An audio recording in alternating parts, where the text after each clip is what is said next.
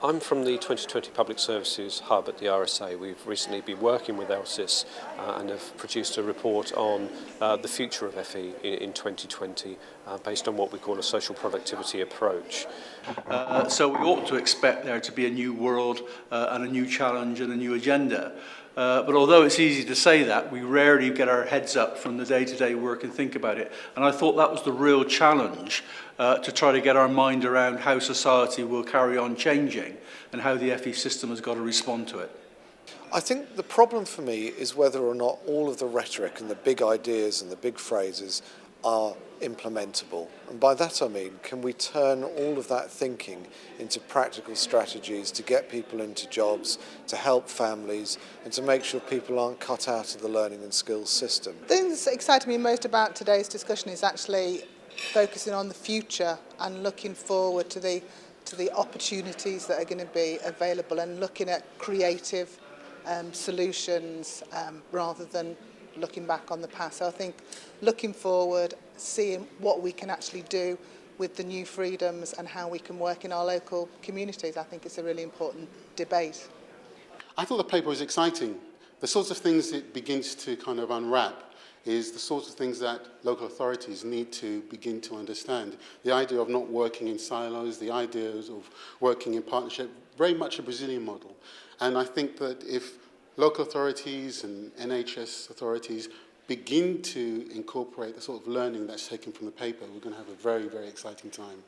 And I think the paper didn't reflect the diversity of work we already do, which I think is a little bit of a missed opportunity. Having said that, I think the paper poses quite an exciting range of opportunities for the sector. I think it gives a good vision, but I do think we need to work out how to move from where we are now to that position, that vision for the future.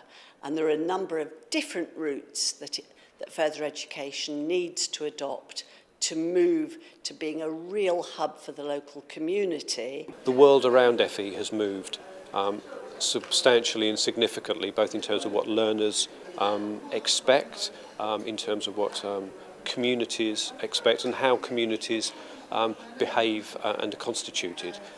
And where the world is changing, status as your organisational strategy is not sustainable. We finished up almost listing a whole range of priority issues that the FE system has got to tackle.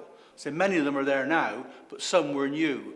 And I think the real challenge here is that the FE system overall has got to tackle them all, but that doesn't mean to say that every institution, every college has to tackle them all, which means we've actually got to start looking for some specialists. I suppose the key message for me is about focusing on your core aims as an organisation.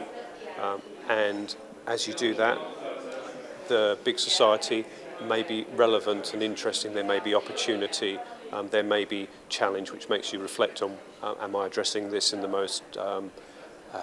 most creative way possible? Are there new opportunities here?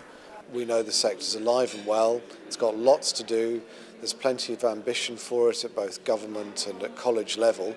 So we're seeing a college sector that is popular, vibrant, with lots of work to do. Although LSIS isn't in charge of taking this forward, it's got a really key role in terms of motivating other people, bringing evidence to the table, persuading people that this is an issue they ought to be talking about. And that's going to really change the way we go about this for the future.